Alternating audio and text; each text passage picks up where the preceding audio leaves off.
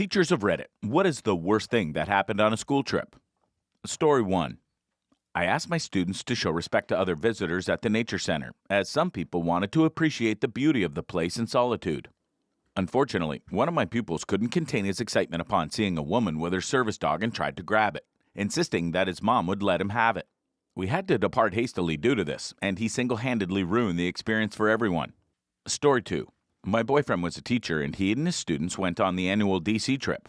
It was like 2 kids to each hotel room or something, and there were 2 14-year-old boys who shared a room. One of the boys jacked off into a pillow and then hit the other kid in the face with the cum pillow. Story 3.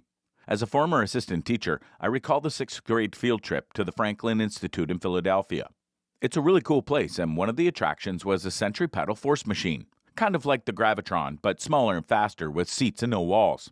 Well, one of the kids decided it would be funny to remove his seatbelt while riding, and the resulting disaster was epic.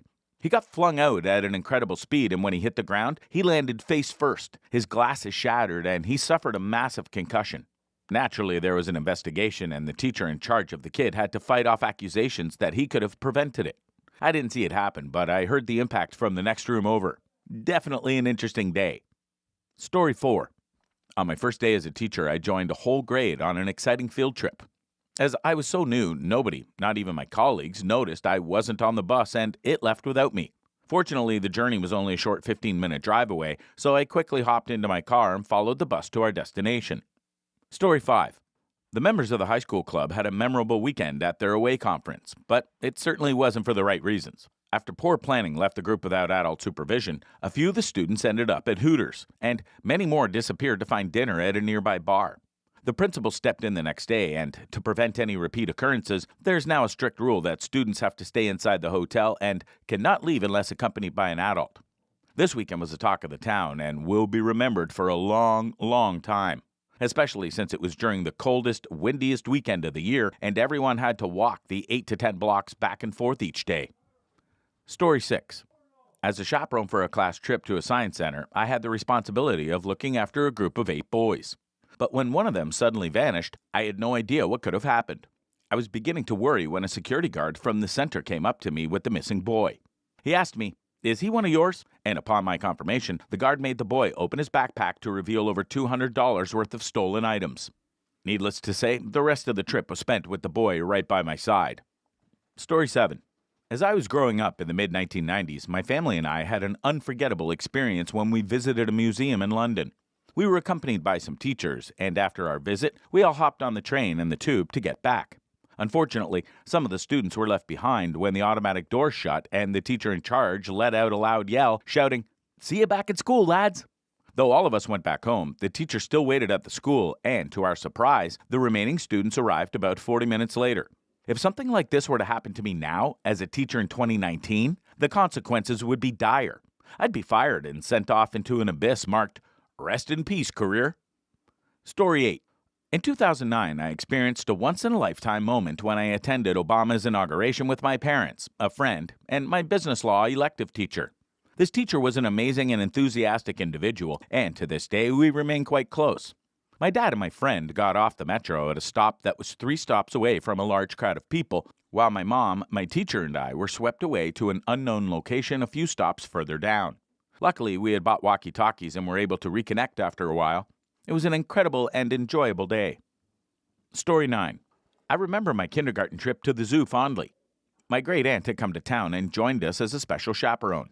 The classes had been grouped together with about 4 or 5 chaperones assigned to each. My aunt, my friend, and I were looking at the elephants, enjoying ourselves and chatting away when we suddenly realized that we were the only ones there. My aunt, being elderly, was not in a rush to find the rest of the group. So me and my friend got to take the time to enjoy and see exactly what we wanted to, instead of the class's planned route. Afterwards, we reunited with the group at the picnic area for lunch. I could still recall the day fondly. It was a great trip. Story 10. On one of my earliest field trips as an English teacher in Korea, I was responsible for a whopping 200 students. Our destination? A bustling traditional market where I had no choice but to simply tell the students via megaphone to be back in 1 hour and leave them to their own devices. To my surprise, almost all the students were back on the buses on time, but a few had taken the opportunity to buy small pets such as hamsters, turtles, and goldfish. Unfortunately, 2 weeks later, not one of the spontaneous purchases had survived. Story 11. A few years ago, it was a tradition for football players at my high school to attend morning mass prior to a game. Although it wasn't sanctioned by the school, teachers would often look the other way if the players weren't too late. Unfortunately, this gave some people the opportunity to take advantage of the system. For example, when two girls, one a cheerleader and the other not, arrived late to school together, the non-cheerleader was given a tardy slip while the cheerleader was asked how her day was. Even when she admitted she hadn't attended, the administrator allowed her to go to class with no consequence. It was clear that the cheerleader was being favored due to her status, an unfair practice that should never be acceptable. Story 12. Our group was on an exciting college tour when an unexpected event occurred. A young man jumped out of the bus window while it was moving down the highway. His recent breakup with his long-term girlfriend had left him so discouraged that he didn't even feel the need to continue on the college visit. His friends stood by his story that it was not a suicide attempt, but I can't help but think that it was. If he didn't want to go on the tour, why did he even board the bus in the first place? Fortunately, he had only suffered a minor road rash and avoided any potential collisions with other cars. Story 13. When I was an AmeriCorps tutor at the school, I was witness to the aftermath of an unfathomable tragedy. A beloved 7th grader at the school had tragically drowned in the lake at the end of the year field trip to a state park. With no lifeguards on duty, the young boy had gone under in chest-deep water and never resurfaced. Despite the desperate efforts of his friends and the chaperones, it was already too late when his body was finally found. At the time, this school was situated in a particularly impoverished area, and, prior to the tragedy, the teachers had noticed a marked improvement in the environment. This event, however, shook the students to their core, making the year a difficult one for all involved. Story 14. My little sister's classmate tragically passed away while on a school trip to Germany with their German club. Every year, the local high school students had the opportunity to travel to Germany for a couple of weeks and explore the country. This trip was often wild and unruly, with some of the kids drinking, doing drugs, and even having sex. However, the teacher was usually quite lenient and would only send someone back home on the next plane if they got too out of hand. The student in question was very introverted and well-liked among his peers. On the trip, he had started to open up and become more sociable. He was then encouraged by two girls in the group to go swimming in a local lake. Unfortunately, when he jumped into the water, he hit his head on a rock and drowned. It was a heartbreaking incident that left a deep impact on everyone. Story 15. The first time my youth group went on a field trip, we were headed to an indoor rock climbing facility.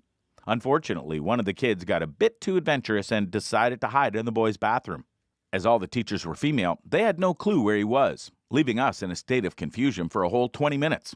Eventually, a staff member went to use the restroom and wound up finding the missing child, asking, "Is this the one you're missing?" Although the kid found it hilarious, I was seconds away from dialing the police.